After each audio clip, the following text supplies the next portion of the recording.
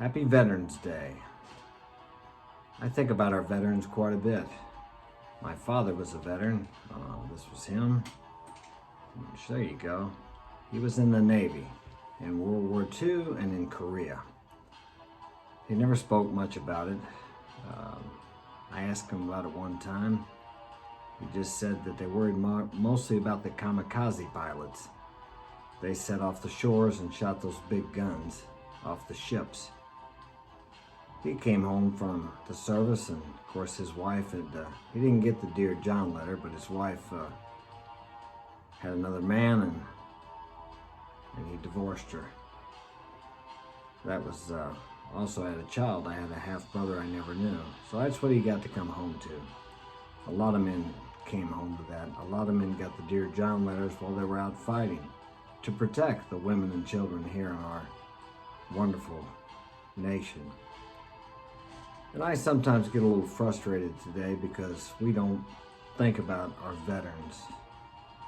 We don't think about the people, the men, and some of the women that died for our freedoms, for this paradise we live in.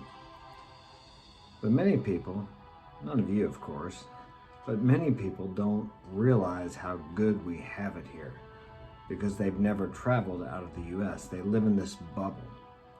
Well, most of the men and women, well actually all of them, at least in the 19th century, had to leave the country and fight in another part of the world. So they realized what a safe bubble we live in here in the U.S. And they fought and died for that, for the freedoms we take for granted, for this luxury life we take for granted. Now some of you, well, not you, but some people may think that, well, this isn't so great. Man, we got all these problems, the government, the poverty, the this, the that. Yeah, because you have no contrasting viewpoint. You don't know anything different. I've traveled the world. I lived in Latin America for 6 years. And you don't know what poverty is until you've lived in a third world country and lived as the third world people do. I wasn't even living on the level they were, but I lived in the same area and the same housing.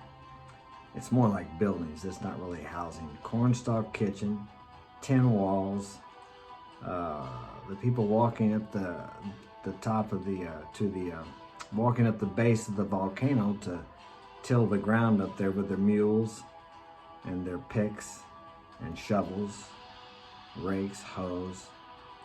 Yeah. It's quite a different lifestyle than what we have here. The women washing their clothes on what's called a pila.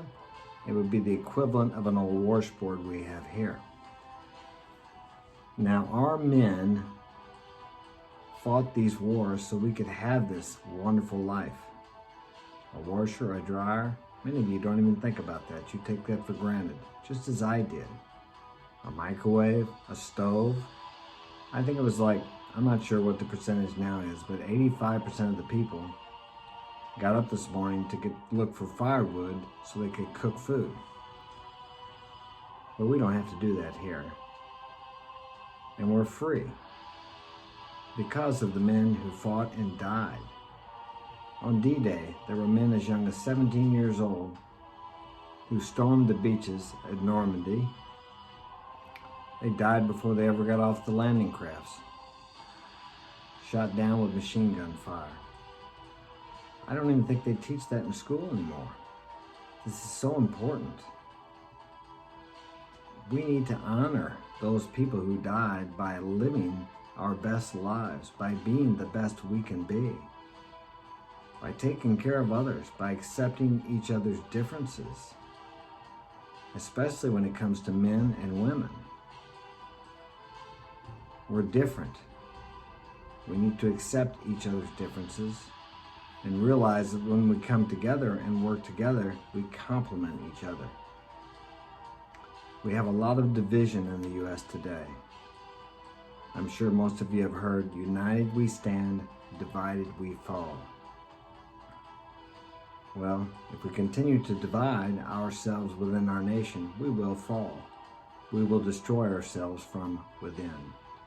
But there are many people that have messages on there, such as mine, who encourage you and others to stand together, to accept each other's differences, to love each other.